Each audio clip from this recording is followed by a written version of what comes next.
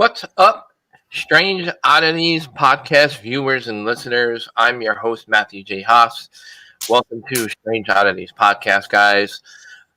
Relax, take a load off, enjoy the show tonight. I have two amazing guests for tonight. We had other guests, but unfortunately, due to sickness and technical difficulties, they couldn't be here. So Bishop Bryan couldn't be here. We're going to schedule him another time. But we do have other two guests that we're going to do a panel discussion with that I'm really happy to introduce to everybody. We'll introduce them in a little bit. But guys, we're going to get, as always, in the beginning of the show, get all the boring logistic stuff out of the way.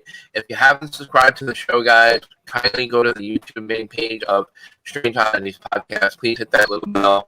Subscribe to the show. We're at 105 subscribers in just under 40 episodes, which is great. It's amazing. I want to thank all of you for those who have subscribed to the show. I really appreciate the support. We simulcast on Facebook and YouTube. You can comment either way. On Facebook, we'll get your questions. My lovely wife, beautiful wife, Josie, is in the chat helping us moderate. If you have questions, we'll try to relay them to our guests as best we can. I know we have a website, guys, strangeoditiespodcast.wordpress.com. So without further ado, I'm going to go ahead and introduce these awesome people that we have tonight. We have Miss Sister Mary Joan from the Order of Exorcists from Georgia. She's with us tonight to represent the Order of Exorcists, representing Mr. Bishop Bryan Ouellette. And like I said, he couldn't be here tonight, but she is here. And I want to thank Sister Mary for joining us tonight. I appreciate it. No problem. Yep. And we have Mr. James Annitto, one half of the duo Demonologies of Mr. Carl Johnson and James Annitto, two demonologists well known in the paranormal community. James, thanks for coming on the show. We've known each other for a few years. I appreciate you coming on. Thank you for having me on, as always. And it's always a good discussion. Yeah, always. It's a deep topic. Of course, it's a touchy topic with some people. It's a belief for many. For some, it's again, it's a thing that is always brings a lot of people, different people in the paranormal together to discuss this subject because there's a lot of things to discuss about it, and there's a fine line between psychiatry, psychology, and what you guys do as demonologists and exorcists, and what you have to pick out as evidence versus what could be a mental health issue, and you guys have to be careful how you deal with cases and how you present things to the church and who you work with and stuff. But I guess I have a few questions. Myself, we can start with a couple of questions, and then we can just have a kind of free discussion kind of thing with you guys, if you guys are cool with that. Sure. All right, great. We'll start with Sister Mary Joan. Again, thank you for coming on the Strange Oddities Podcast. Where would you like to begin? How did you start off with meeting Bishop Bryan Ouellette and the Order of Exorcists? How did you get started? Give us a little background. Well, Sister Mary Joan, Order of the Seven Archangels, which is an order underneath the Holy Nicolaitan Catholic Church. Bishop Ouellette is the presiding bishop, and I'm the acting prioress of the Order of the Seven Archangels.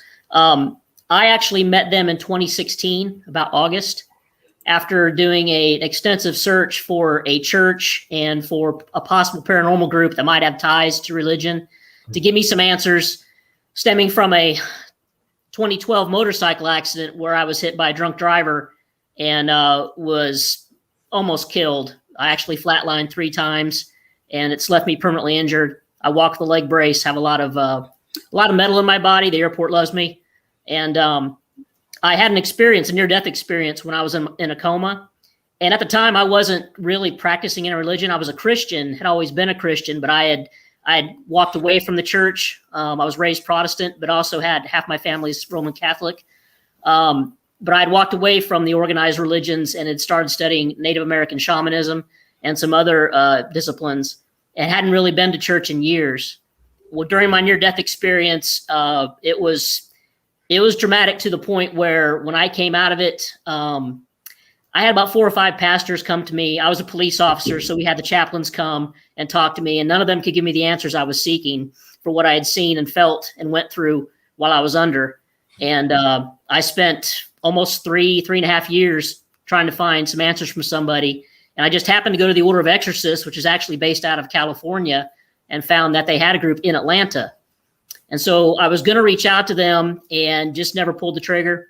A year later, I pulled the trigger, and they were actually looking for a police officer with investigative experience to join their paranormal group to help debunk some things during investigations. And I was like, well, I'm your Huckleberry. So we had a meeting. It ended up lasting several hours, and I've been there ever since, and actually converted to Catholicism and became a religious sister. And so the things I've seen and experienced, I try to debunk every time. You know, that's that logic detective in me. But there's some things that just cannot be explained. And so I'm on board. Right. Very cool. I'm sorry you had to go through all that too, as far as what you experienced. And sometimes God has to kick you in the ass a little bit to get you to wake up when he's trying to call you. You can only call for so long. Yeah. Yeah, that's for sure. I can kind of relate. When I first started getting into the paranormal myself, I had a very bad car accident, and I could have been flown out of the broken windshield, and my car was impaled into a tree. And the police officers that arrived at the scene were like, there's no way you should have, even made it out of the car alive, because I wasn't wearing a seatbelt, and I should have just basically been dead. Yeah, the doctors told me they were amazed that I came out of it too, let alone was able to walk again. So there's several little miracles that were involved with it. Yeah. Yeah.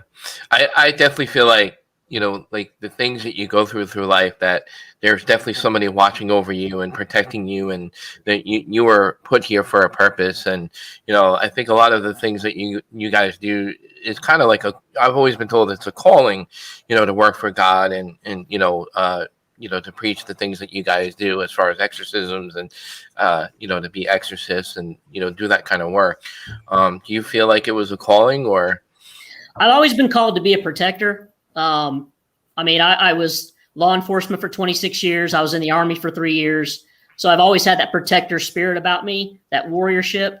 And when I couldn't do my job the way I used to, when they took me off the road, when I went back to my job, I felt a huge emptiness. And so joining the order and actually helping people with spiritual crisis, it made me feel whole again, like I was making a difference. And so now, I want to do it full time.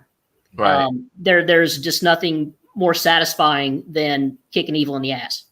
Yeah, for sure. James, you concur? Yeah. Well, and thank you for serving our country too, by the way. Much respect. Appreciate it.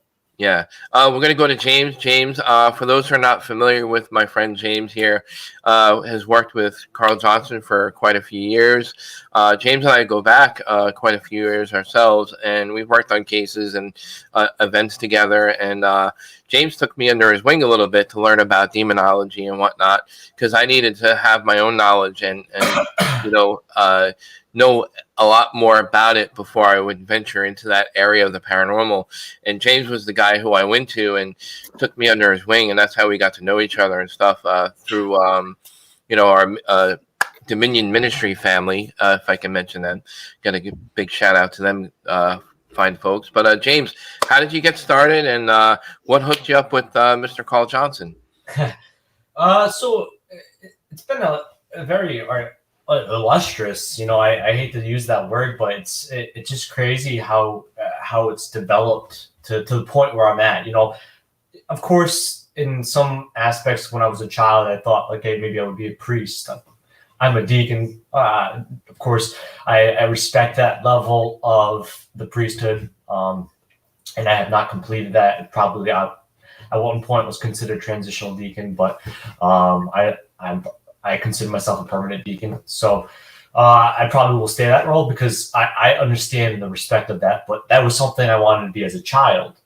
And the reason in that form, it was not because I had faith in God at all. And to be honest with you, I was never involved in the paranormal or theology or any spectrum any confines of the afterlife or UFOs because of an experience. It was more because of a traumatic experience in my childhood. And I think a lot of my adaptability and understanding of the paranormal and people have come from those traumatic experiences that I dealt with that made me jump to the idea of blaming God for the experiences that I were dealt with. When in fact it wasn't God. It in some form it was, but I can't blame God for that. You have to overcome. You have to be a good person. You have to do good deeds. Even as a child, you would think, "Why would this be?" But sometimes hands are dealt, things are dealt. We're humans. We've seen that in Scripture how we like to mess things up sometimes, quite a lot actually. But so in that same sense, I was dealt a traumatic experience. I don't talk about it much, but because Matt, I respect you. Sister Mary over here, she won't judge me as well, of course. But Nope. But basically, I have a good relationship with my father to an extent. But I was dropped off the side of the street basically as a 3-year-old and was basically adopted, and it was of course more severe than of course that quick summary. But I went through a traumatic childhood experience, and I can't wallow about it now. It made me the person I am, but it really drove me into blaming God. My grandparents who raised me were Lutheran, so they would go to church every Sunday. I was in CCD. I was in some form, of course, it's not CCD in a Lutheran church, but in the same concept, Bible study. But so I do that every Sunday. I'm hearing how God is good. Of course, the Old Testament renditions of how the Pentateuch and all that stuff. How God is not so nice, but the New Testament about new life and giving. So I always heard that. Like I'm like, what? But why, as a child, was I dealt this hand? So I blame God. And within that confines, it really, when I could understand literature, and of course, the Bible is one of my first few books. I think if you look at English language, for many people, it was their first book. That's why English language exists now to this day, because of the King James Bible. But so in that same form, it helped me understand literature, understand to read, write, and of course, communicate. So I started reading books about Darwinism, of course, science, biology, anthropological viewpoints, how we came from fishes, the aspects of macroevolution, but also within the anthropological views of it, I looked at, of course, religions and the afterlife confines. Is there a God? Why is there monotheistic beliefs, polytheistic beliefs? So all that led me to an eventual viewpoint where, to summarize even more, because it's so much, led me to Carl and working with Carl, was that I felt like it was too hard to understand God. Theologians have been debating God. The Summa by St. Thomas is a great masterpiece, but people have been debating what God is or who God is. In science, and I believe theology is a science. Some people will doubt me, be wrong on that, but that's to their opinion. But so it's been a long debate. So regardless, I felt like I heard the ideologies of ghosts. That's in every civilization to an extent. It's in Scripture. It's in Judaism, with golems and their mythos and their folklore. And every legend or folklore comes from some truth, because it came from one story, from an actuality to a degree of how it happened. So I got into spirits and aliens and all that kind of centric of what's after we die, what's beyond. And that's really what led me down to the paranormal chute, because I felt like if I could determine if spirits existed, or angels or demons, that could quantify the fact that God does exist. And really none of that actually made me believe God existed. Like sister over here, I was in the Army for a short time, only a year. But within that service, 88 Mike, so we're battle buddies. But in that same form, I would go to church every Sunday to escape cleaning the barracks. I would go to every church I could in the book gospel church, Catholic church, freaking Buddhist temple. I'd go to crazy stuff just to get away from cleaning the barracks for an hour. Sister Mary knows. But I went to the Church of Christ. Now I'm Catholic, but I went to the Church of Christ, and I had an experience that I believe was a calling from God. And regardless, it was in good form. I would go to the church. Drill sergeants necessarily can't yell at you if you kind of chill a little bit. But if you fall asleep, they'll say something. So I'm just chilling. I'm hearing, how many times I've heard the gospel and the scripture, and I'm just like, okay. But they asked something. I was baptized as a child. But they asked me something, and this is what led me on to the journey of where I'm at now, but also with Carl, is that when they asked who would like to be baptized, I felt something in me, and I automatically raised my hand. It wasn't even in mockery or joke. I felt something. It was like a jolt of positive energy. Like, that's how I can interpret it. It was just a sudden reaction, and I raised my hand. I got baptized that day. And every day after that, and I think it was, of course, some, in fact, reason of being away from my family, but there was something that gave me that motivation to be positive. And I do believe that was God and showing that maybe this was supposed to be my path. Of course, I later realized this, but why would I be baptized that day? And then from that point, stay a steadfast Christian. I don't preach to people. I don't push it down people's throat. I do good deeds. I perform good action every day. I'm not a perfect person, but in that form, that it led me down that journey. But how I met Carl, I got dabbled into the paranormal field at 15 years old. So I've been doing this for 15 years, 16 years coming up. So when I was a kid, I could not find a group. There was not many groups. This was when the Ghost Hunters just came on. And this is when the explosion within the next few years occurred. So when I became 18, 19, I started getting into heavy. I went away into the military. When I came back from the military, I got up with a bunch of people that were on the episode Demon Attack on The Haunted with Andre Courier and the group Rhode Island Paranormal Society. And they had a fracture, separation, paranormal drama, of course. But they separated, and Andre worked with Carl, and I knew Carl on Ghost Hunters. I'm from Rhode Island. Of course, I watched Ghost Hunters and Scooby-Doo and Scariest Places on Earth because I was emphatic with the ideologies of the afterlife.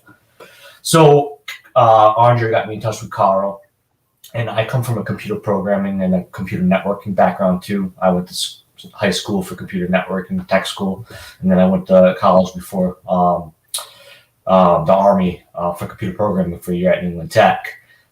So I come from a tech background, so Carl could see that I could do graphic design, I could do radio and DVR setup, and all the stuff that Carl grew up in the olden days of paranormal investigating, of baby powder and seances and the good old Harry Price methods and beyond. So and Ghost. I can relate. I'm old school too. And Ghost methods of 1860. Carl, I love him. I respect him. 47 years is a damn long time, and that's legend status to me. But those are old school methods back in the day. They used to carry recorders like the old analog recorders with the microphones. Like, you. So, like, Carl isn't very adequate with the modern technology. He's a smart guy. He adapts very well. So, but he asked me, becomes tech manager of his group, Beyond the Veil Paranormal, at that point. And I said, and I was running a group with Andre called Ghost Hunters of Supernatural Truth. And I left my group to join Carl and be his tech manager. And from that, we've known each other for 10 years now. And we split up for a little bit, and we were doing our own thing like that. I, of course, went to seminary. I was before Catholicism actually came to me for seminary. And I really do love the Eucharist. I love everything about Catholicism. Of course, there's some things I don't love about the Roman-centric ideologies, of course, and the infallibility aspects of the Pope. But there's certain things of the political nature. But I was a deliverance minister for the Church of Christ, and in that time frame, I also founded the Dominion Ministry, of course, which is like the Order of Exorcists, but in a different formula, allowing more people to. Maybe it's the same thing. Cannot be judged, actually. So it was a brotherhood and a sisterhood, like the Order of Exorcists, and that I had founded, and we covered like 45 states or something crazy with like 100 something plus members of all different viewpoints, backgrounds. And, you know, of course, that time frame, Carl and I weren't necessarily working together, but, you know, we had started lecturing together at certain conventions, and I had asked him to be a guest lecturer at a demonology discussion I was doing, Mass Paracon, ran by Sam Baltrusis, and everybody loved it. It was a hit. We come from two different perspectives, but also the same as well, because he has his different backgrounds in his 47 years. And we created the idea of dual demonology. And of course, demonology comes from King James parlance, because the man started the terminology. People don't realize that. So it wasn't really a thing. Right. The Malaphias and other books by 16th century demonologist, what's his name? Kalippa, the famous occultist. Johanna, he was a demonologist in the 16th century. He was pretty famous back in the day, the Dutchman. But, you know, King James really changed a lot in that culture. So it's in that parlance. And what we try to do is we try to make people understand in a lecture format, but also we deal with clients in a consultation form as well. And we attempt to tell people that, yes, the preternatural does exist, but unfortunately, it is more the human mind and more misunderstandings of the mind than preternatural forces sometimes. And, you know, and that's based on statistics. That's based on working with specialists in many different forms.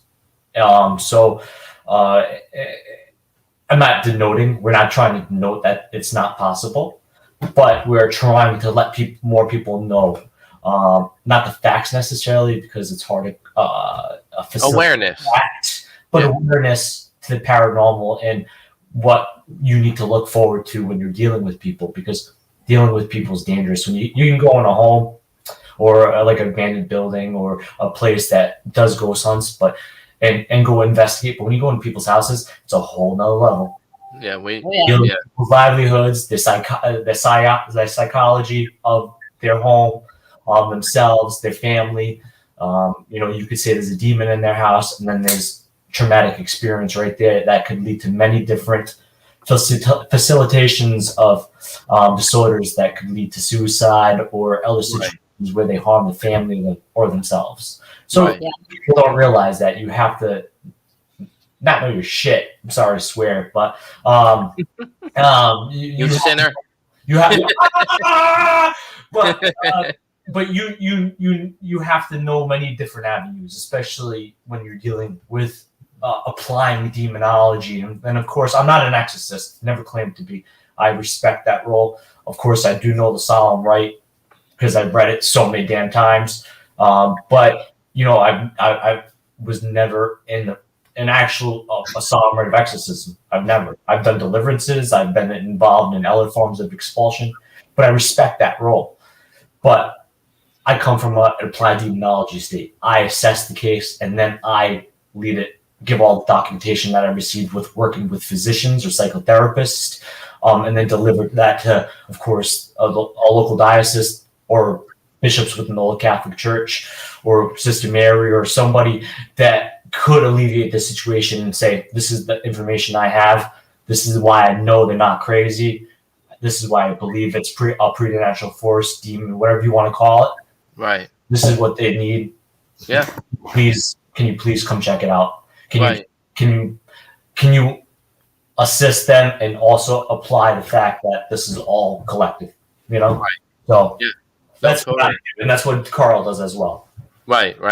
My question is, my next question will be for Sister Mary Jo. Huh? I'm sorry? Sorry. That's okay. there's a quite difference between what a demonologist does and what an exorcist does. Obviously, there are two different things. What would be your assessment? The two differences between the two things. What would be? Actually, we're very similar in the fact that we wish we had a demonologist on board that could do all the legwork and assessments for us. We have to do it all. Mm-hmm. I will tell you, as an exorcist assistant, exorcism is very, very rare. Most of the time, it's a house blessing. We give unction or extreme unction, which is a blessing of the sick. Very rarely do exorcisms have to happen. There are those times where, as soon as we walk in the door, stuff goes south. But as James was saying, demons, as we have been taught with media and everything else, most demons are actually created by us through our traumas that we go through in life. And that's what a vast majority of our clients are dealing with. And mental illness and the demonic kind of go hand in hand. And the hardest part is trying to discern which one we're dealing with, because sometimes you can be dealing with a little bit of both. So you have to wear kid gloves, and that's where you do when you go into people's houses. As a former cop, the first thing I do is do a walkthrough. I get a feel for what kind of people they are, if there's any like drug paraphernalia laying around, anything that could give me an idea of who I'm dealing with before we actually sit down with them in their living rooms and go into the interviews. So there's a lot of legwork that is involved. We also require that you have medical records, therapist records, a list of medications, any history of mental illness. We try to talk to family members who may know what's going on. So it is a lot of detective work before we actually go in there and start splashing holy water on people. Actual exorcisms are rare. Most of the exorcisms we do are on places or objects. Minor exorcisms, yep. Yes. Yeah, no, I will echo what Sister said. I'll of course shorten what I had spoken before, but no, definitely. I try to give a statistic because I'm a numbers person. I feel like mathematics can't necessarily lie. There's some equations that we might think work, but we still don't understand yet. But of course, I've dealt with this in some form. I would say, of course, I've been in this realm 10 years, but in the whole scheme of things, I've been trying to investigate more so as a hobby at first. But within those 15 years, I've only believe I've come across 3 people that have emphatically could be qualified as being in a transient possession of a true demonic entity. And one of those cases, a psychologist actually brought me in, which is usually doesn't happen. It's usually when they're trying to bring you in, there's something to it. Yeah. So 3 cases in 15 years, and I've worked with a lot of people, and that's not to boast. I know Sister has as well, but like she said, it's very rare. And I would say maybe 5 to 7 cases, and those 3 included were either infestation or oppression level standard. Demons are very, very rare. Like Sister said, they can be created as a construct, or people like to use the word as thought form or tulpa, or some other form. They like to, but I believe, like Sister said, that's what we deal with more. And of course, that doesn't mean that's not real, because it could be that, it could be psychokinesis. I do believe in parapsychology in some realm, but the pineal gland study has been around since Hinduism, and Hinduism predates Christianity, Judaism. Yeah. Most modern religions, it's the oldest modern day religions, 4,400 years old, and they've always thought about the pineal gland being, and we've developed more neuroscience and understanding of it, and releases melatonin. And I actually do believe it sends out electric signals, and they've actually caught this doing lab work, doing scientific method. So, it's interesting. They thought it was a dead gland. Now it does all this stuff. And Hindus always thought it to be the center to the soul, the third eye. So it's interesting. It's interesting, but I do feel like that there could be some form of traumatic experience. And like I said, Carl and I do also state this a lot. It's on any interview we do, that the traumatic experience, if there is a demon involved, there's always been a traumatic experience.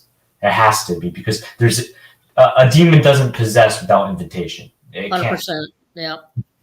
So there's always something that opens up the door for them to creep in. Yeah. Right. Now, when you guys, I'll start with Sister Mary Joan with this question. When you guys go into a home, obviously families have different backgrounds and nationalities and religion.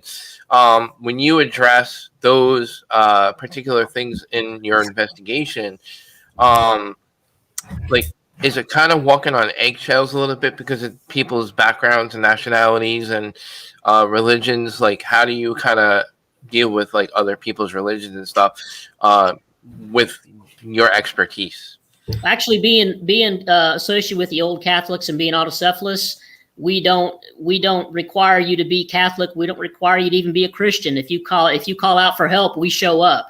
And depending on what your background is, what your religious practice is, we adjust accordingly. We're very respectful. And that's what I think helps us understand people is I've studied other religions. The bishop has extensively studied other religions and is very knowledgeable in several. I've got my background in law enforcement. I've dealt with people from all walks of life, and I have a rapport with them because I understand them. I've been, if I haven't done it, I know about it.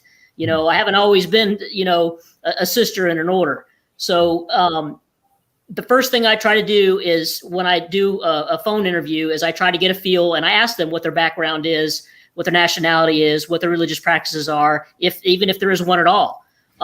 And we go based off of that. So whatever we deal with, we adjust accordingly.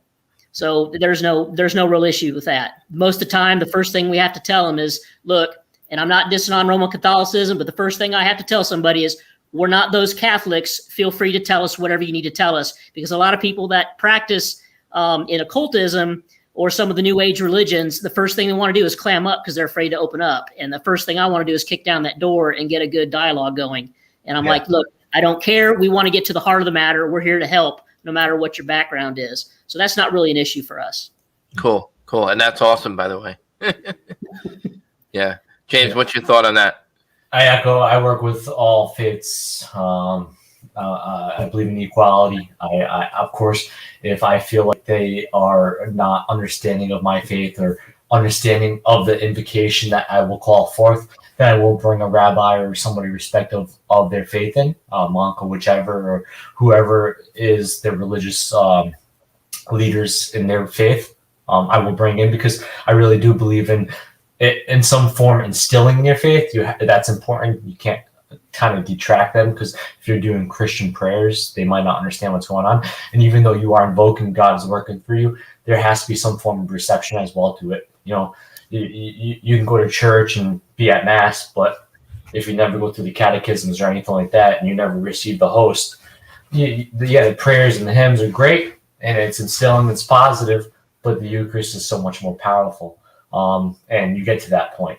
So it's in that same respect. But I'll point people, so I will never try to destroy their faith. Faith's very important. It's a part of the human component of the brain. People don't know that stuff because they don't look into it, unfortunately, but faith's a part of our component of our brain. It's meant to be there for a reason. It could be faith in God. It could be faith in the damn tree outside. As long as they have some instillment, I believe higher power is a great way. God is, for me, my faith, and I think that's instilling. So you have to have some sort of faith, but you never want to sway people's faith, sway people's ideologies or their opinion. You're there to guide them, listen, give guidance, and give feedback. And unfortunately, sometimes they won't listen, or they won't be receptive, or they don't understand. But that's when you try to direct them to somebody else, or you unfortunately sometimes have to step away. But I try to work with everybody. And sometimes it can come down to the fact of personality. They can't see eye to eye to what you're saying. Or Hippocrates, who performed exorcisms on people as a form of psychotherapy, and he was the father of medicine, by the way, in Greek times, during the time of Plato, why we have medicine now. He performed exorcisms, and it worked on a good chunk of people that believed it would work, because guess what? They believed it would work, and their maladies, their ailments, they were gone. And for some people, it didn't work because sometimes it's a mind over matter thing. So there's a lot to it. There's a lot to the puzzle, and it's good to be strong in your faith, no matter what that faith is, because it will carry you a long way. The power of intention is very, very strong, no matter what your religious background is. If you're strong in that faith, it will help you a lot more than if you had no faith at all. Yeah, right. That's why, I know this is, of course, a little hairy, and of course, when people think of Catholics, of course, they think the Roman Catholic Church, even though it's so expansive, everybody forgets about the Orthodox Church, even though the religious iconography does confuse people compared to the Eucharist. So there's differences, of course, but so Catholicism is huge, but for people, especially, this is, of course, a good talk about that. It is intention. Like for people that say, hey, when you go to mass with the priest that has done something very bad, very sinful, and of course we've all faced that. We've seen the news, we've seen all these headlines, we've seen the political nature, how they've talked down to people. But when they're doing, of course, the blessing and the transubstantiation action, I always mess that word up when I'm Catholic. Transubstantiation. It's not an easy word to learn. But it's a tongue twister. Yeah, but in that same form, though, like the priest could be sinful, but it's when they're in the intent of blessing the host, the host still gets blessed. Yes. It's the intent of it, so that person could be the wrong person in general, but if it's the intent and everybody is in the bubble of that, what people say a collective consciousness is another way of looking at it in a different realm of things. And that collective consciousness, it kind of basically puts a positive blanket over the negative. And actually a good idea of it is laws of attraction. It's the New Age thought of laws of attraction, where you put out positivity is going to come. Sure. Yeah. No, absolutely. Good versus evil. Yeah. Well, yeah. Theodicies, Epicurus. Theodicies are important, of course, when it comes to theology. Karma, good versus evil, the yin and the yang. That all comes from theodicies and Epicurus and brilliant mind. Right. Well, the reason I bring that up is because I think there's like a kind of like a misconception of what the public feel they need to do as an obligation when they run into a situation where they think they could have a demonic presence or haunting going on, and they think maybe like they have to go to their specific religion, or they don't know that there are exorcists and demonologists out there that are out there that can help them. But I know in most religions, they do require certain evidence and certain investigations done before they can grant permission to go into a person's home and do, grant that exorcism or, go that step further. What's your thoughts on that, Sister? We'll start with Sister Mary. Well, we're autocephalous, so our permission comes from our bishop, which is Bishop Bryan. Right. But he's part of the entire investigation, the assessment, the interviews, the resolution. So we're a one-stop shop. We do require, quite a few things before we'll go into the full assessment. There is a lot of vetting involved. So with us, it's not stretched out, or we don't have to start calling people, and it's not like a 6 or 7 or 8 month process. Of course, with COVID, we've got a whole bunch of cases in the queue we haven't been able to get to. But with us, it's one-stop shop. Cool. Hey, James, what's your thought on that? Reiterate the question, please. The misconception about people and their religion going to their church to get permission to grant an exorcism, and the actual ways of assessing, how they can get help from their religion, and, again, if they think they have a demonic possession or haunting. Like Sister said, I am a Catholic deacon, even though not necessarily connected to a specific church right now, and that's first of my own volition. But I tried to work with other Catholics because I'm a Christian. That's my belief system. I want to indicate that I'm not going to go start doing pagan rituals and other rituals. That's not me. So, I will, of course, do it in that form and vet through the Christian process of more so the Catholicistic aspect, working with local dioceses. I've worked with Roman Catholic priests like Father Bob Bailey and other Roman Catholic priests that do this form, like Father Chad Rippinger and Father Gary Thomas. and Sonia Bras. I've worked with these people, and I've worked with Ralph Sarchi's, the traditional Catholics, the old Catholics. So Bishop McKenna, I never met the man before his passing, but his predecessor, I've met him, worked with him. So it's in that same form. I try to present what the Catholics would want, and of course that's a lot of the vetting process we've talked about.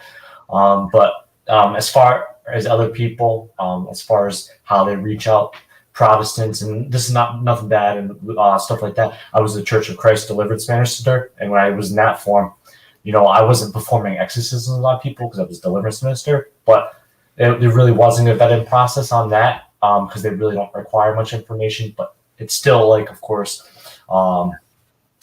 basically in the Catholic standards. So physician visit. If they're claiming possession, that's an instant red flag for the Catholic Church, regardless of what Catholic Church. Right. So, of course, if they're doing, there are some mockeries out there, unfortunately. But most people who say they're possessed usually aren't. Yes. So going back, we also encourage, if you do have a church you go to or you do practice a faith, the first thing we do is tell them, go to your religious leader and see what they say. Very much so. Yeah. That's good point. Nice. Yeah, good point. I just want to say real quick to the people in the chat. We have a lot of people in the chat. Guys, I'm going to get to your questions as fast as I can. There's a few in there. I'll catch up with them in a little bit. I want to, just kind of go through the questions I had to start the discussion a little bit. But for those who are joining us late, we're with Sister Mary Joan of the Order of Exorcists of Georgia. It started in California. Exorcist Bryan Bishop Ouellette couldn't be here tonight because of technical difficulties. Carl Johnson couldn't be here either because of health reasons. So want to wish him well. Just big shout out to Carl Johnson. My best wishes to him, and get well soon, and hope he recovers nicely. And big shout out to Elise, who's in the chat. Of course, James and I very familiar with Elise Carlson, who's in there. She helps James and Carl's with their events and stuff like that. She's in the chat. Want to say hello to Danielle, Mystic Autistic, if I say that correctly, is in the chat, along with JD Sword, who's also got a couple of questions in there. I'm going to try to get to those questions, guys, real quick. My next big thing, before we get to those questions, guys, we'll start with Sister Mary Joan with this. The Vatican has been deeply involved over the last few years or so in training people to learn exorcisms and give them more training, because there's more and more cases these days of demonic claims and investigations and stuff. What's your thoughts about the Vatican finally, after all these years later, even though they've always believed there's evil out there, but what's your thoughts on them training people as far as exorcisms go? Well, without trying to sound like a smartass, welcome to the party, guys and gals. It's a need that's been needed for a long time, and I think maybe they were pressured into it, but there is a great need for it. The training is a lot more involved than it used to be. I know that, but I welcome it. The problem we're seeing is, not to call anybody particular out, but we're having Roman Catholics come to us for help because their parishes just automatically tell them, oh, you're mentally ill. Well, could we do a little bit more than just saying, go see your doctor? That's one of the problems we're having is they're like, I went to my parish priest and they told me it's mental, and didn't even want to listen to them. And so then they come to us. So I welcome it. We need more properly trained people in the field. All right. What would you quantum as proper training for an to become an exorcist per se? What would you think would qualify them in order to have enough training to go out there and do an actual investigation with you guys? I can't speak for the Roman Catholic Church or the Vatican, but I know with us being an exorcist assistant, I know with the bishop, he was pretty much called to it. He didn't want to become an exorcist. It kind of found him and grabbed him up. With me, right. I wanted to find answers to my own questions. And then when I had the opportunity to help someone that was in spiritual crisis, and it was obvious it was not mental illness, and I saw the power of the church work, that's when I started my journey. So it's not for everybody. You can't just wake up one day and say, I'm going to go train to be an exorcist. There's so much involved. and you don't want to just jump in and start doing deliverance or exorcisms without some proper training. It's like I mentioned, you can be handed a handgun or a rifle and you might know the mechanics of it, but when it goes down, can you clear a malfunction and get back in the fight, or are you going to stand there and scream because you have an empty gun and your enemy's coming at you? So proper training is important. So you don't want to go to war and not know what you're doing. So that's how I analyze it, just so everybody kind of understands that. But it's my understanding there's a lot of psychology classes involved and theology. And I think it's very important to understand other religions and other faiths, not just to poo-poo it and be an elitist. You need to understand other faiths and other religion, because you will be able to assess what's going through these people's heads, or what kind of problems they're having with a lot more certainty. And obviously you'll build a relationship with them that you can work with. Sure. James, what's your thoughts on that question with the Vatican and the training of more exorcists to perform exorcisms and their training? So, as an old Catholic, of course, I don't know specifically, personally, the steps. I do know the process because of people like Adam Bly, who is a lay demonologist that trains demonology to Roman Catholic priest. So in that form, though, what I think would qualify somebody to be an exorcist is if we look at the Roman Catholic standards, they go through 8 years of seminary to become a priest. And of course, that 8 years of seminary is, of course, a lot of learning of theology, Catholicism, other religions, because theology is not just the study of God, it's the study of religion. So it's very, very expansive, but also, of course, learning the sacraments. And of course, for an exorcist, it's not important to learn the sacramental of exorcism. The exorcist is in love with the Eucharist, especially in the Catholic form, is in love with the Eucharist, is in love with God and the true love of God, agape, and it understands faith and understands many different spectrums of things, like Father Chad Ripperger, who's a very well known exorcist. He is a PhD in psychology. So many forms, they come from different academic backgrounds as well. So that, to me, that's what an exorcist is. Somebody that's qualified in many different ways, in many different forms.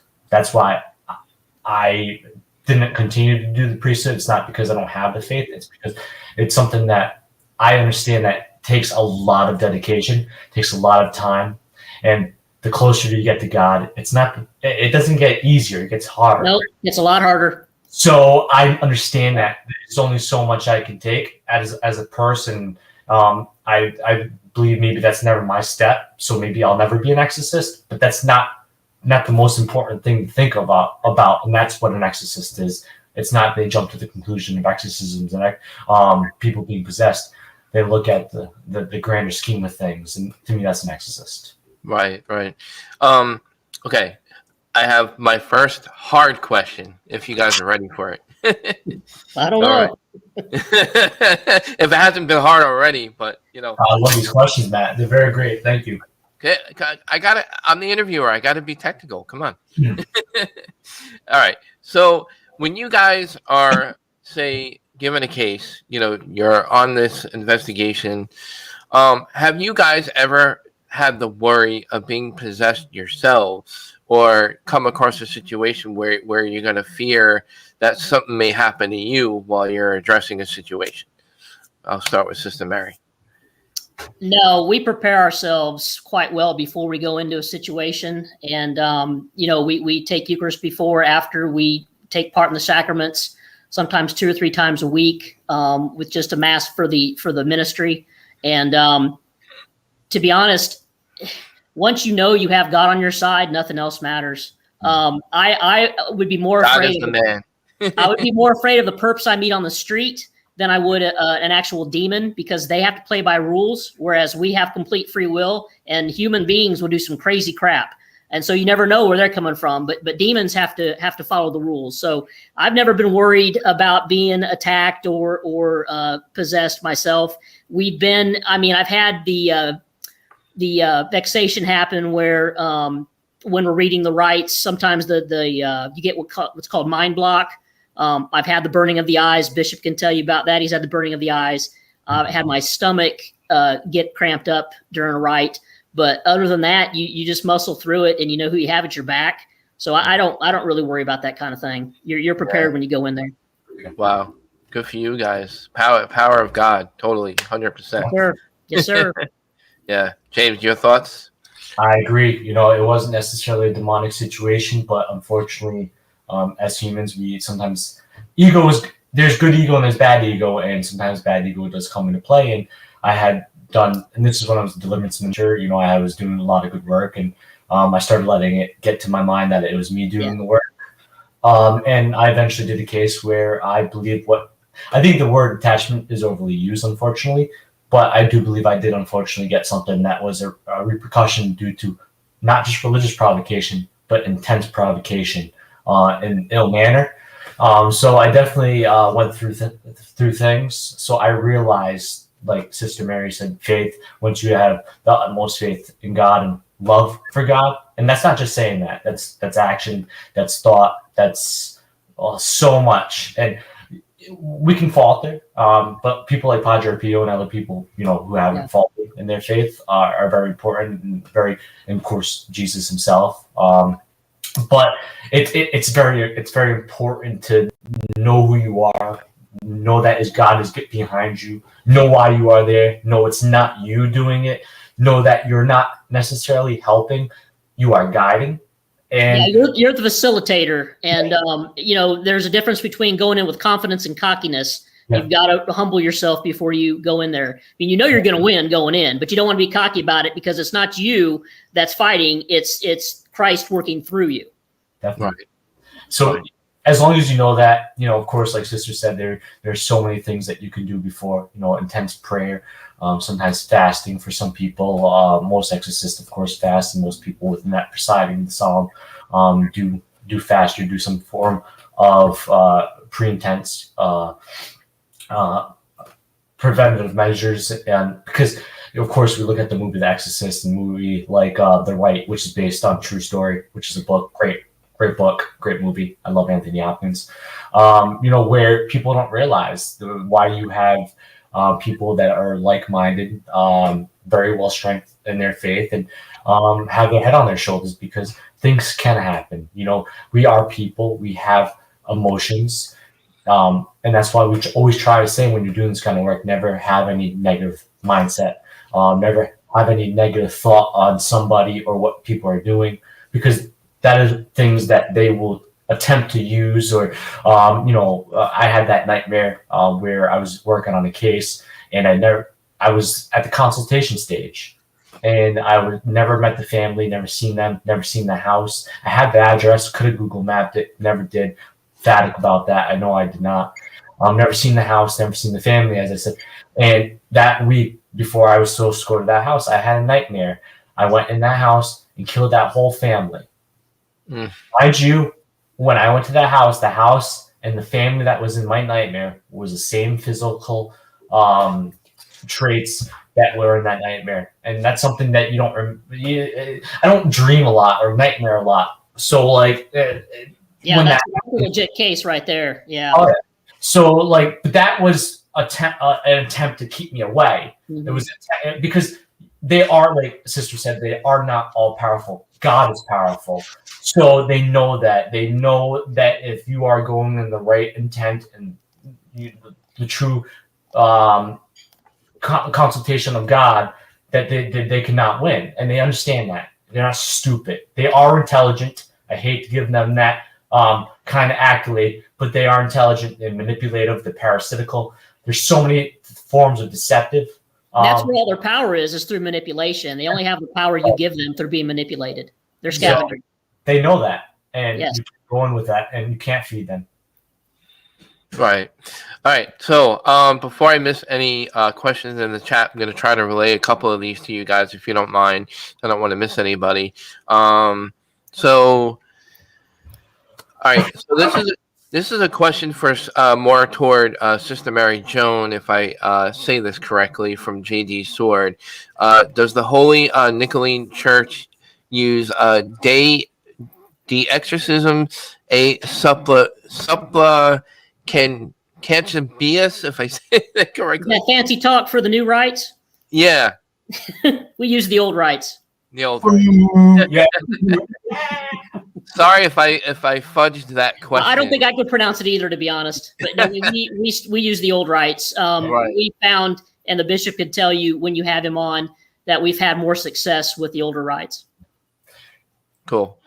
Can I throw something in there? Sister can agree with this. If you, Of course. the new rites are so well nurtured. Like They're watered down. They're very watered down. Like, you know, in the old rites, you actually you don't communicate. You of course command. You command in the name of Jesus for the entity to lead.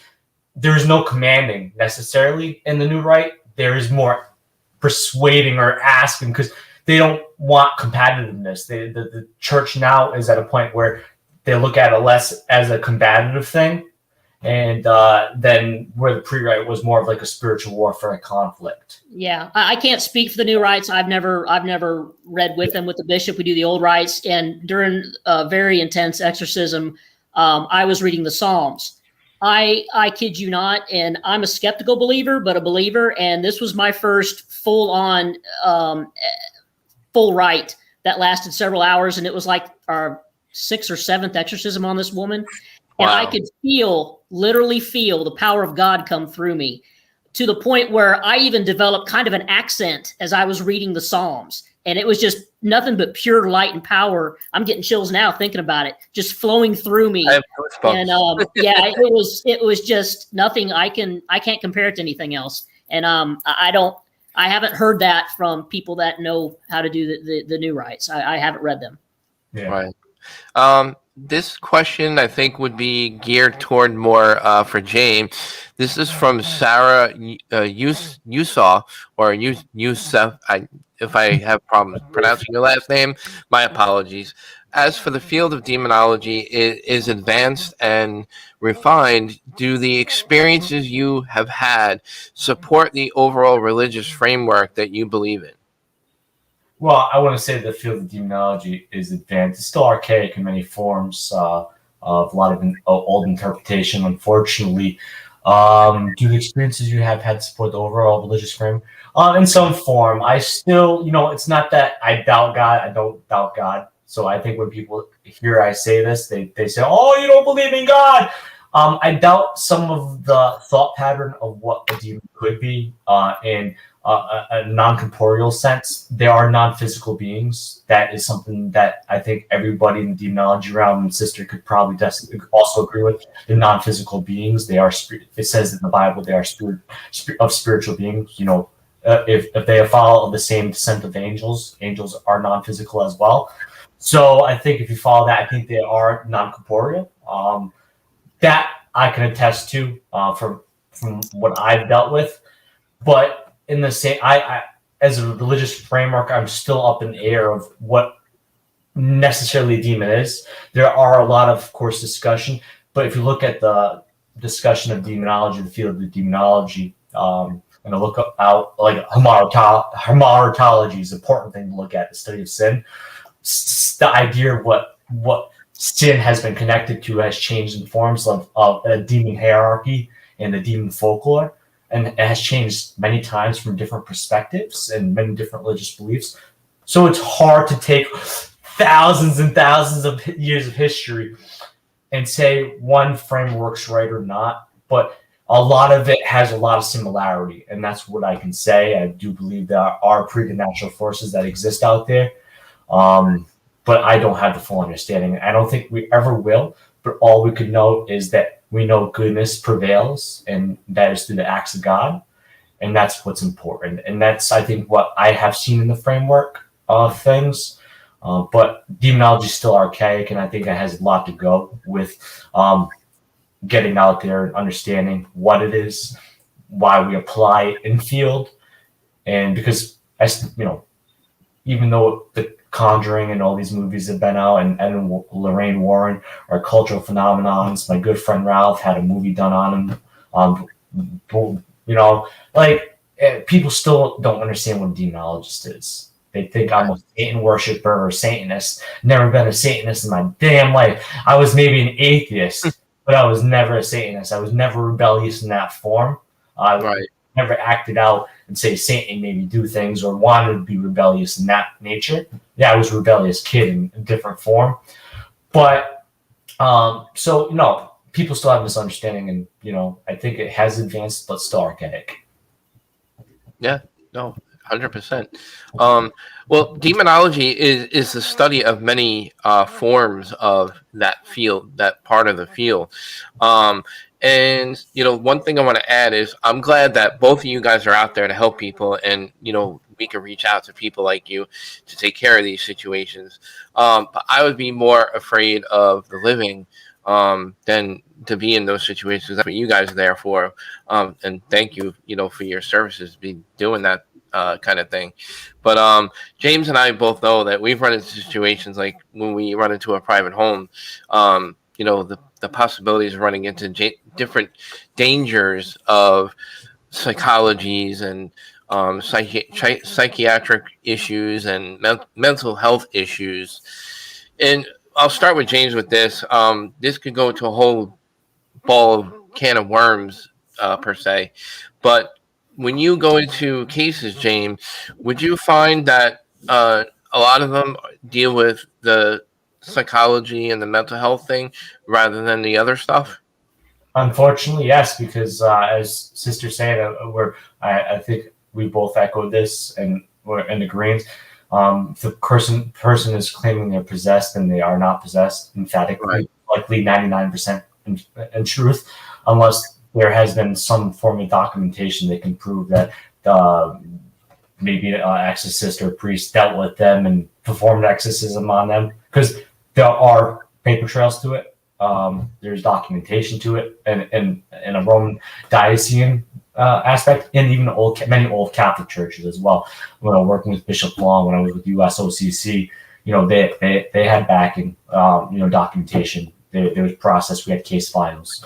So, a lot of people unfortunately start claiming things when they come to us.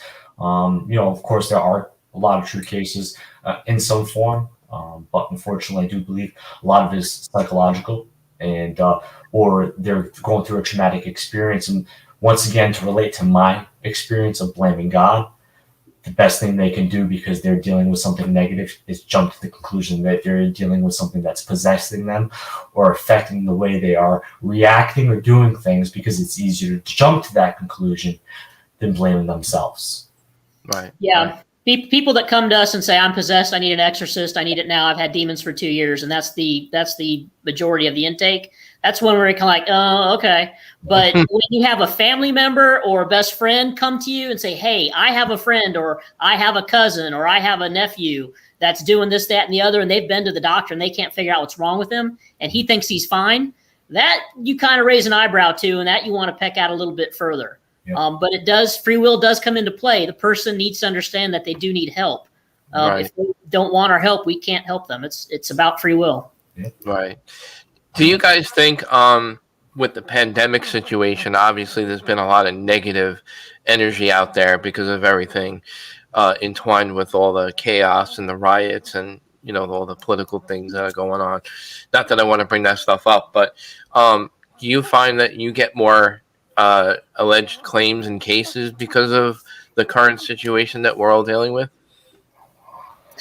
I do. I think pretty much everybody's in some state of depression right now because of all the lockdowns, not being able to hug, you know, family members, not being able to see family members that are in nursing homes, not being able to go to funerals, not being able to visit people in the hospital. We are social creatures. We are meant to be with each other. We are meant to be social. We are meant to touch each other, you know, and that's been wiped away. 2 weeks turned into a year.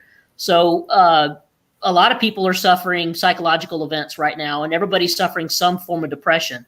And if they're already susceptible to depression, if there is a demonic underlie to it, they're ripe for the picking because they're in a weakened state.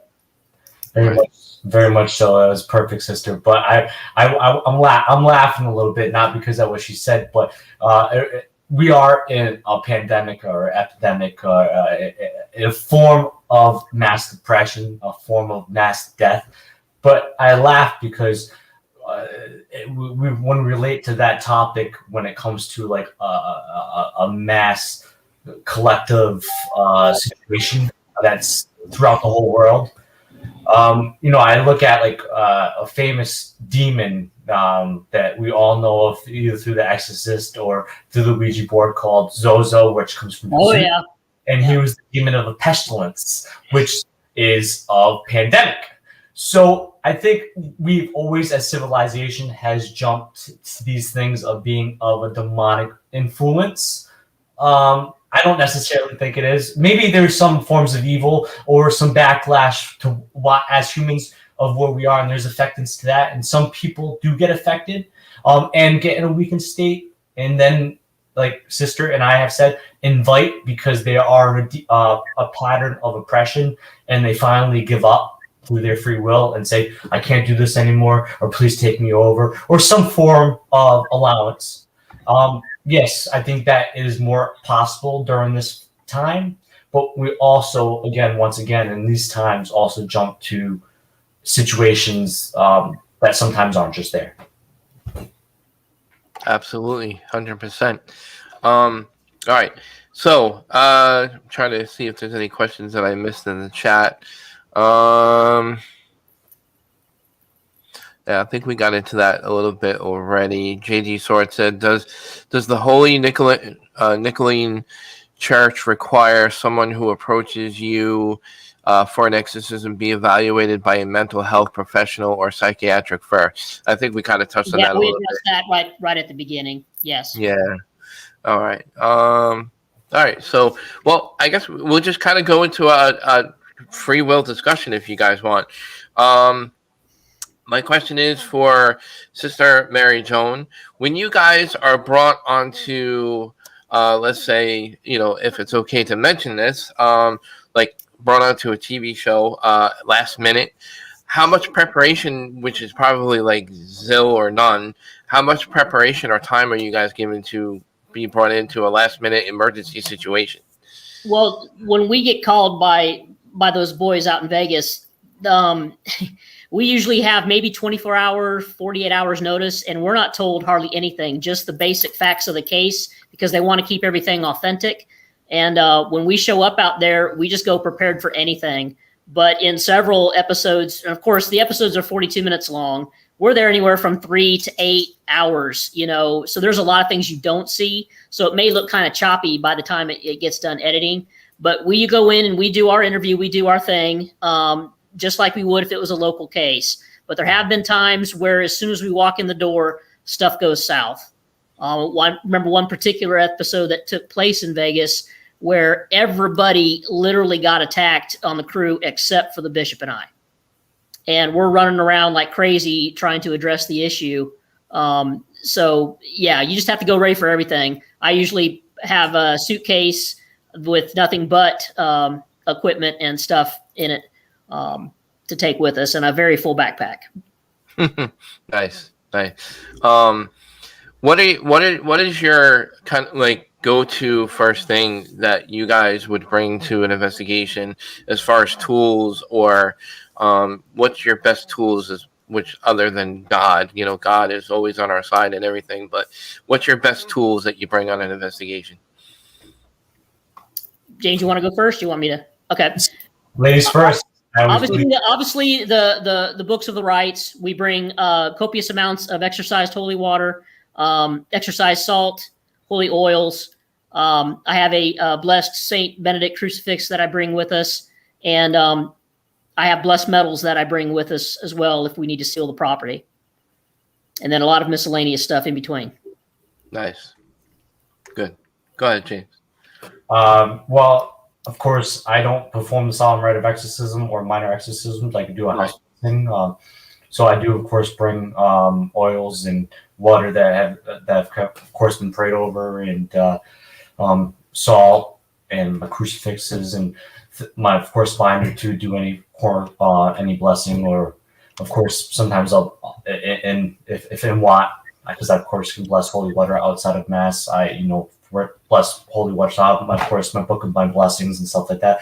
But when I'm assessing a case, I have all different kinds of tools and devices. Sometimes things that you don't see on television, maybe to check, of course, for exfiltration or infiltration, CO. Of course, you see a lot of the paranormal equipment. Yes, in some form that could be great. Using the camcorders or the cameras and some of those techniques. But I usually go in there, look at body language more than anything.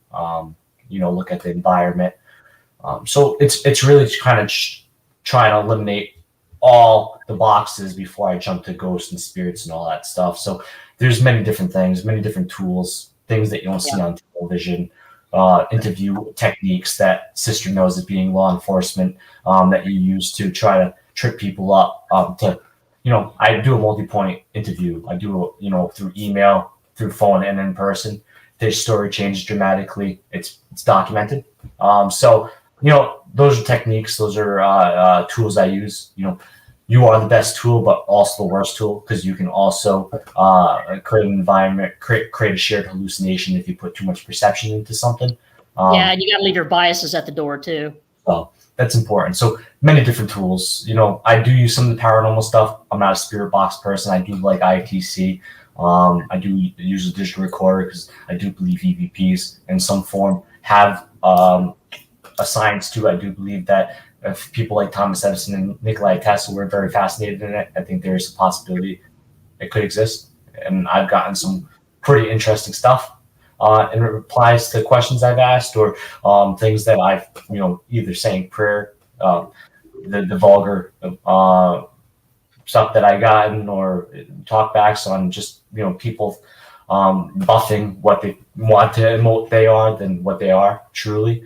But, so I've used these devices, but it really depends on the application. If it's a blessing, then I bring that stuff. If it's an assessment, then it's a long, drawn-out process.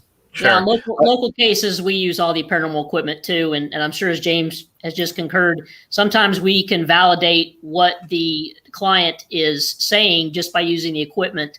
We can get validation of what's causing their crisis. So we use on the local cases, we use all the paranormal equipment as well. Yeah, and I was just going to add, I'm sure every case is different, so you would bring different tools and techniques to each case because each case is different all the time. Yeah. Yeah, Carl and I did a case about 9 years ago, and our investigation technique was our nose and eyesight. We walked into the house, we got a pungent smell of death, it smelled like. So the claim of smell and was true, but of course, due to my intrigue ability of peeking around of people's houses to see how they live, and that's not in judgment, because sometimes what's out tells a story.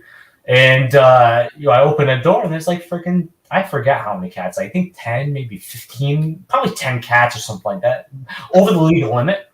And then we quickly realized that smell was ammonia, and we were sitting over cat piss. All our stuff was on cat piss. And all else was sprayed with cat piss because they had so many cats. No wonder why they were dealing with experiences. So in that form, our tools were our senses of nose and eyes. And to get some air, because you need to breathe. We left as soon as we figured that out. Unfortunately, we did not. We just said, due to these situations that we believe that we are dealt with, we cannot be here. It's unsafe for us, and we left, unfortunately, and we never heard back from them again. And that sounds mean to do, but also being in a house full of ammonia with cat piss, not healthy. Not healthy. No. So, yeah. You know what's funny about that, James? Many years ago, I had a case very similar. Did a private home investigation, and one of the claims was a very particular odor and an odor that they couldn't take anymore, and they thought it was all paranormal. And then it turned out that it was cat piss all over the house. And when you walked in, you were just like, oh my God, no wonder they're experiencing stuff, because you got cat piss all over the floor. Not to steal the thunder here, but this is some of the I guess maybe the canned camera or what was back in the day before YouTube and used TikToks, America's funniest videos. I guess this is deception, but we kind of did tell her, but we didn't tell her where it was. Of course, we weren't going to put it in the bathroom, but we actually had set up a camcorder overnight at a location where supposed phenomena would happen. This client, I would say middle-aged woman. I forget if I remember correctly, she'd probably be in her maybe early 50s now, but she was probably in her mid 40s then, early 40s. So, but she was a very frail woman. She didn't take care of herself. But one of her claims was that there would be holes in the wall, and every time she'd repair it, patch it, the hole would happen again. So I don't know if she was not thinking. Sometimes you don't think when you have that repetition.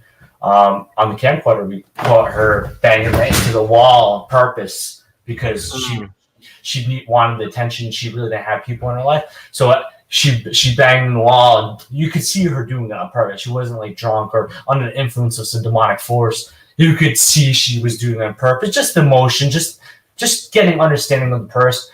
And we necessarily didn't show that because you don't want to call people on so that it could create a negative ramification within their psychology. Yeah. So we basically just said, I don't think we can help you. And that was another form of using a tool. We set up a camcorder and we were able to catch something not preternatural, but natural that could conclude that this wasn't demonic. Right. There is a question I missed. The lady, every time she patched a wall, would create a new, just shows you what people, the extent they would do to implore that this is a possibility in their situation. Yeah. Just to patch the wall and spackle every time. Right. She paint it. She paint the freaking wall every time. I'm like seriously. I wish I could make this stuff up. Right. No, we know. Yeah. It's tough. Yeah, it really is. There is a question in the chat. You're probably nicer than I would be. Absolutely. What do you guys say when some parapsychologists say there are no demons and no demonic possession? Why don't case studies of demonic possession show up in peer-reviewed parapsychology literature? Sister can go first, of course. Tough call. When do you start? It's such a secular society, and when you go through the scholastic training, it's beat into your head that these things aren't real. These things aren't real. It's only what you see. I'm not going to get into too much of an answer. I can only talk from experience. But if they don't want to believe that's real, that's fine. When you become a victim of it, I've had several clients that were like, I never believed any of this stuff. I don't believe this stuff is real. And sure enough, it happens to them. And then they change their attitude afterwards. As to why it's not, I just don't think that mainstream science wants to take it seriously. They think it's archaic and from the Middle Ages.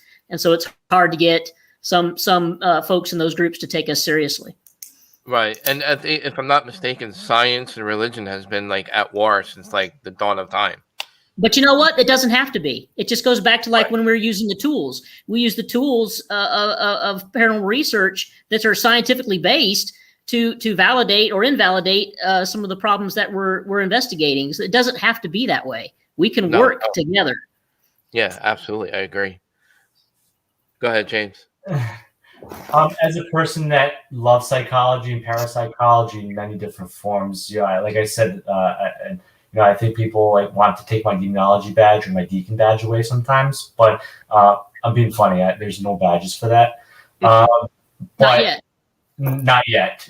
But maybe one day. Like I said, parapsychologists don't necessarily believe in the concept of demons because in the same form as Sister Mary and I had said earlier, a lot of it is of the human construct. And there are sectors in the paranormal field that call these constructs artificial intelligence. dark artificial intelligences and stuff like that. I know a lot of people are like, what the hell is he talking about? But probably have heard on the show because you do cover a lot of this stuff. And so this was your question, James. Yes. But that was your question. Parapsychologists come from the realm of PK and TK activity, which is all human constructed, poltergeist, which we call a noisy spirit. But that in form is, if you, of course, see the movie, which is entertainment, but it is a construct of, usually why you see poltergeist, they always say in adolescence, is because it's a psychic tantrum. Instead of a physical tantrum of me throwing something, I just actually threw something. Oh, there it is. But psychically, I threw that. You didn't see me physically throw it. So that's what a poltergeist is. That's what parapsychology is. It's construct. It's what we can enact with our mind. When you look at psychology, there are a lot of psychologists and psychotherapists and many people involved in that realm, even neuroscientists. They hate the paranormal. They look at it as a pseudoscience. But there are psychologists that work with the Catholic Church and are able to be open and understand and not be ill-conceived that everything is the human mind. I think it's, of course, like Sister said, of course, the medieval, the archaic ideologies, which that's why I said it's still, demonology is still archaic. But, the old early ideas of dissociative identity disorder and schizophrenia and bipolar 1 and 2, these things were misunderstood. And when we've developed and started to understand that these things exist and these chemical imbalances happen, a lot of people say, oh, okay, we've always said those were demons throughout time. Now we've understood. So people throw out that. But I didn't believe in demons until a psychologist, my first transient demonic possession case, a psychologist came to me. I was involved in demonology. I was doing work on a case, but I never came across something specifically that I could say that was pure evil or was able to fall from the graces of God. I never thought I could came across something that I always thought it would be something that you feel. I'm sorry, when you deal with the case, fight, fright, or flight does happen. You feel that, but you overcome it. So I never felt that before. In that case, I did. But then I understood demons existed. But still, until you really see it and believe it and experience it, and you see the non-natural things a human body can do. Of course, there's alien hand syndrome, and hands can get bigger. Some transfiguration of the face can happen, or triangulation of the face, the pointed cheekbones can happen in rare cases. But these things are experienced in many facets, beyond adrenaline, superhuman strength, words and understanding of dead languages, like Sumerian, that only professors know. Aramaic, yeah. Like Latin, yes, people can look up Latin or figure out Latin a lot easier than Sumerian, but there are things that can be kind of brought in and realize this isn't psychological or parapsychology, where they're creating this. So as far as peer review, there is. That's why you have the stories of like Annalise McKellar. Yes, she died of malnutrition, but she really was dealing with something. There are documentations of that. The Catholic Church are very close knitted with what they released to the world, because, like, look at how long was Robbie's or Roland's name kept secret from the true Exorcist case in Baltimore. Like, now people know his name. I don't even know off the top of my head because I've always known it as Robbie or Roland. But but things keep tightening it. There are documentations out there. If you read Christopher St. Booth's book, The Exorcism Diary, when most exorcists go in there, and I'm pretty sure you guys do it in the same form. Now we do it through audio recorders and stuff like that. But back in the day, of course, in those times, they used to, like, you're in the what's the person that transcribes everything when you're in a court? Transcriber. So transcribe. So a lot of times in those cases, especially in Annalise McKell or Robbie's case, there was a transcriber there writing everything that was happening when the priest was there. The trembling of the house. So these things can be documented.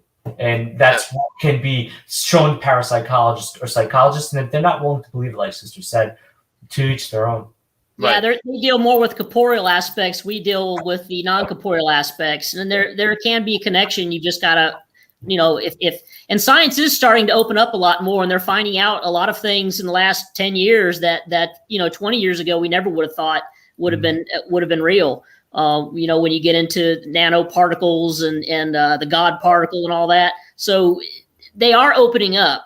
But when you're used to dealing with facts and quantum analysis right in front of you and testing, and it's stuff you can touch and feel, whereas the stuff we deal with on a spiritual level, it's not corporeal. Right.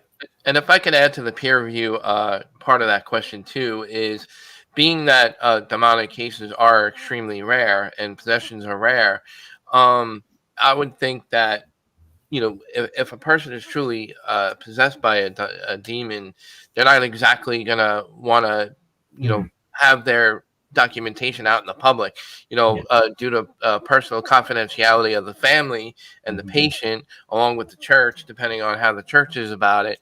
And, there's not much available literature and, peer-reviewed information as far as that goes. But there is some out there. Well, the problem is within DSM-5 and with that scholastic academic viewpoint is there is possession.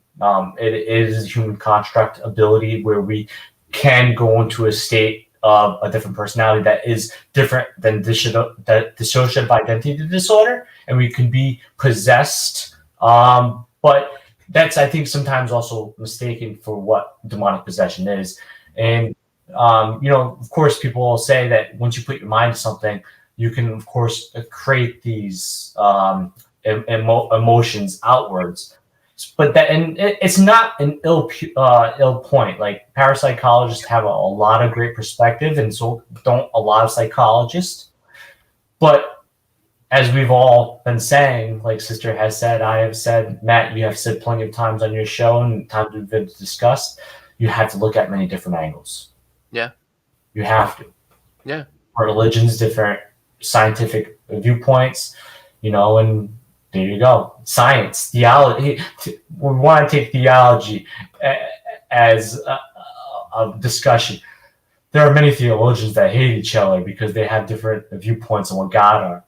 And that's theology. Science is the same. So in the paranormal, there's going to be difference of opinions. Parapsychology, there's going to be difference of opinions. There's always going to be difference of opinions in whatever you do in life. I mean, just look at the paranormal community. My God, you have the internal rifts between different groups, and it's just different. It's just different ways of investigation. Yeah. So everybody has their opinion. A lot of it's just based on your experience too, what you deal with and what you come in contact with. Absolutely. Yeah. Good point. All right. So guys, we're coming to the bottom of the show. Before I forget this part of the show, which I want to give you guys the floor as to, how do people get to your website, your information? You guys have anything to share with the listeners and viewers of Strange Oddities Podcast, where they can find you? Sister Mary, you go first. Our website is Nicholean, NICHOLEAN.org. That's our website, and there's a whole bunch of stuff on there. There's podcasts that the bishop's done. There's a library on there. You can get the liturgical schedule, and you can reach out to us. The intake forms are there if you need to reach out to us. You can contact. I'm on Twitter. It's Fight the Dark @Sis Mary Joan all together. I try to check Twitter a couple times a day. And also we have a YouTube channel. We're trying to get to 1,000 subscribers so we can do live streaming. And that's just Holy Nicholean Catholic Church on YouTube. Nice. And congrats on the 1,000 subscribers. That's awesome. Well, we're close. Yeah, you're close. Yeah, that's good.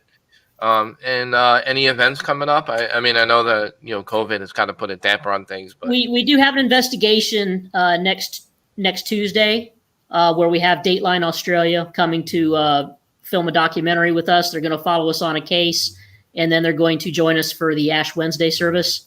And then we have some other irons in the fire. in the next few weeks and months. But yeah, COVID's really kind of knocked us down ministry-wise, but we're trying to open it back up and just take a case-by-case basis and get the more serious cases dealt with. But yeah, COVID's really kind of dampened. Yeah. Ooh. Yeah. Yeah. All right, James, what do you got coming up?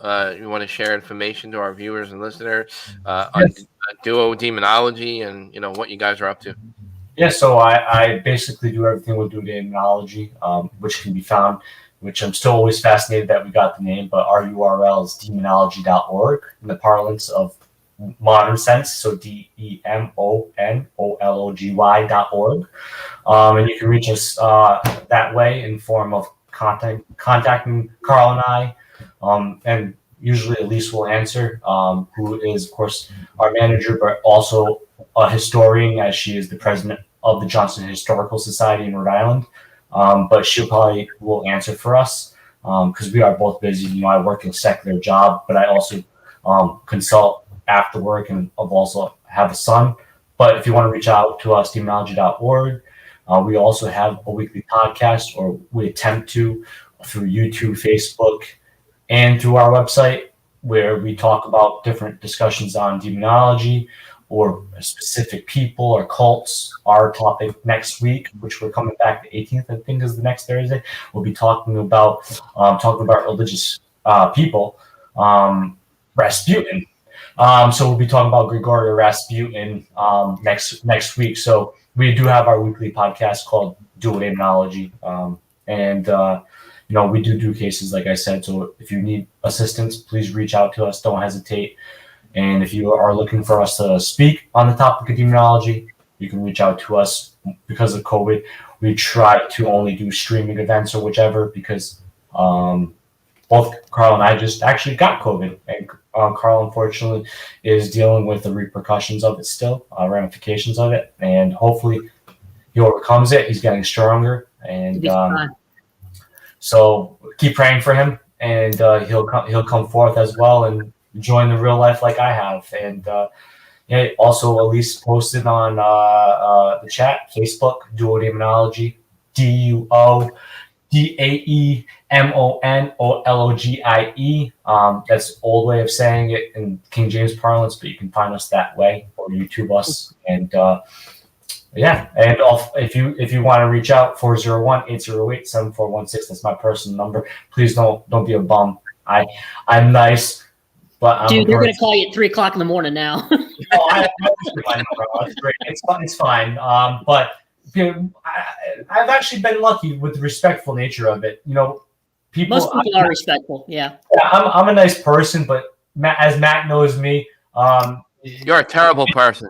I don't fight fire with fire, but I'm also in the same due diligence. If you call me at 3 a.m. and I might not be nice to you. Yeah. Understood. I don't want to forget this one last question by Anthony Simonelli in the chat. He wants to know when our next big pizza party at James's house is going to be. It was a true story, Matt and Anthony and the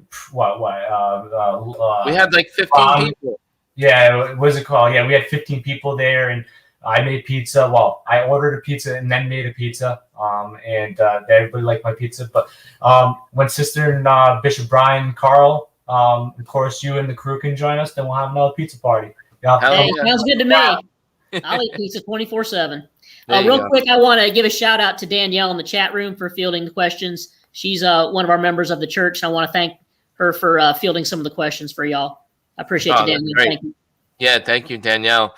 And I also want a big shout out to Sister Maximilian, who set this up, with Sister Mary Joan and Exorcist Bishop Bryan Ouellette.